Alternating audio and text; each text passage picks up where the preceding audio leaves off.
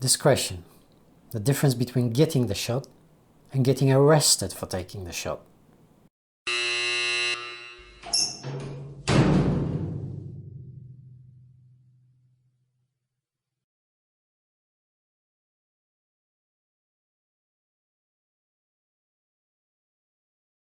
"23 years. You learn things. How to make toilet wine, how to sharpen a toothbrush, how to capture those real, genuine interactions out in the yard. Size matters, but not how you think." This is the Nikon Zfc. It's basically what happens when Nikon's marketing department gets nostalgic for cameras that required skill to operate. Underneath its Instagram-friendly retro styling, it's basically a Z50 wearing its grandfather's clothes.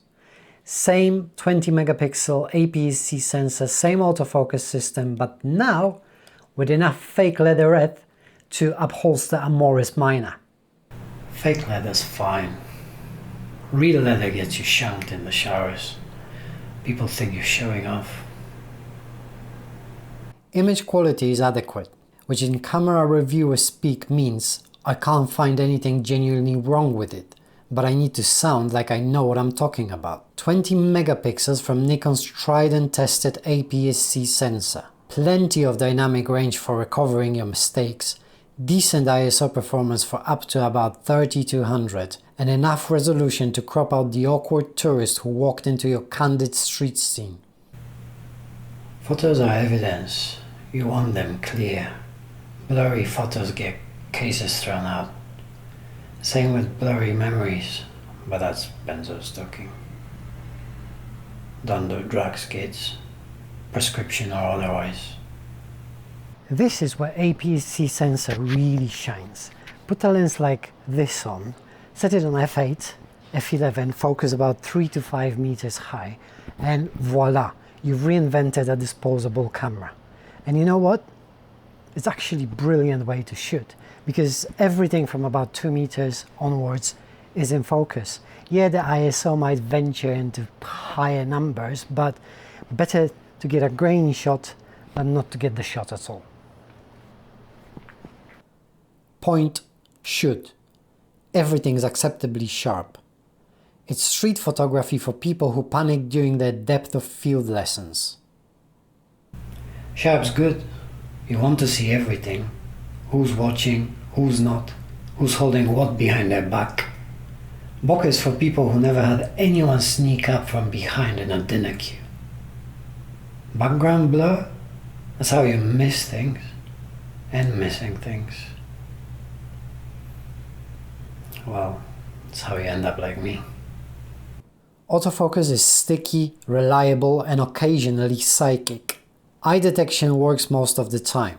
Sometimes it locks onto glasses, sometimes masks, sometimes that pigeon that's been following you around. If your photography mainly consists of pigeons and vending machines, then this camera is basically cheating.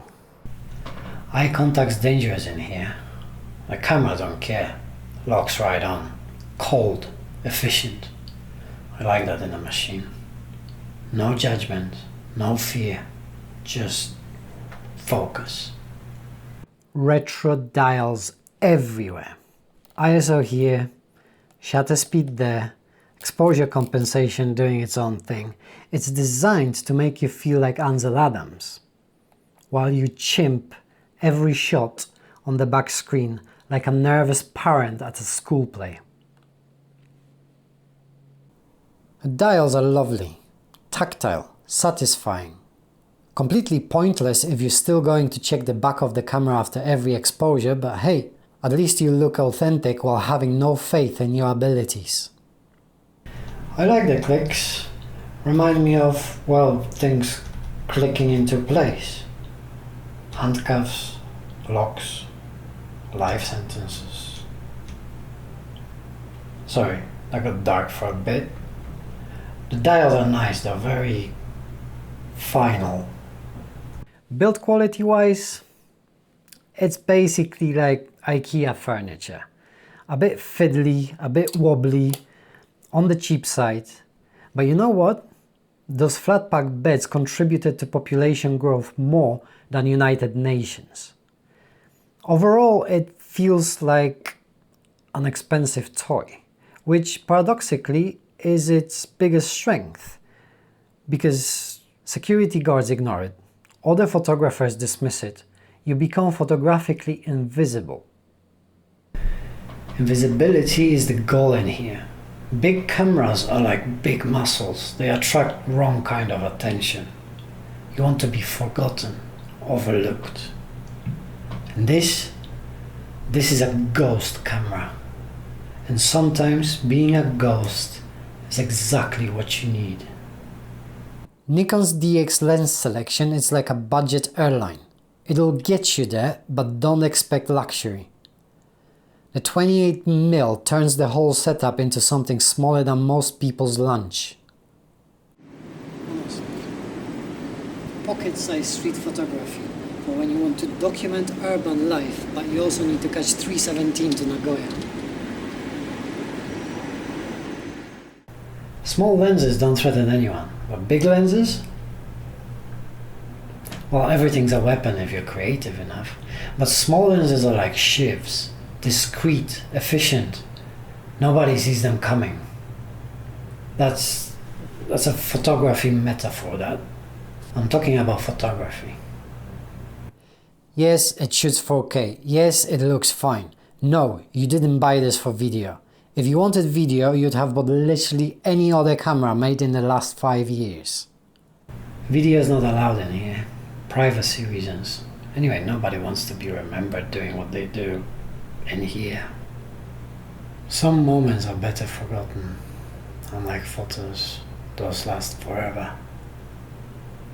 Like sentences. And here's the proof. Okayama on a Tuesday afternoon. Tourists everywhere. Locals going about their business, and me, documenting it all with complete impunity. The ZFC doesn't scream professional photographer. It whispers harmless tourist with disposable income. Which means people ignore you. And when people ignore you, you get shots you'd never manage with a proper camera. Try this with a DSLR and a zoom lens, and suddenly you're that weird foreign photographer. With ZFC, you're just another Instagram casualty with more money than sense. Being ignored is a superpower. And here, they're not looking at you, you're winning. Same principle applies out there. Blend in, be discreet, document everything. Survival, really. So, is the Nikon ZFC the perfect camera? Of course not. Perfect cameras don't exist. If they did, we would have nothing to complain about on YouTube. But for discretion, for blending in, for taking decent photographs without looking like you're documenting evidence for insurance claim, it's genuinely brilliant. Sure, it feels like a toy. The retro styling is pure marketing gimmick, and no, it will not make your soul lighter. But if all you want is to disappear into the background and capture life as it happens, then the invisibility that it grants you certainly has its advantages. Get good at being invisible. This is not just a tool, it's camouflage. Use it wisely.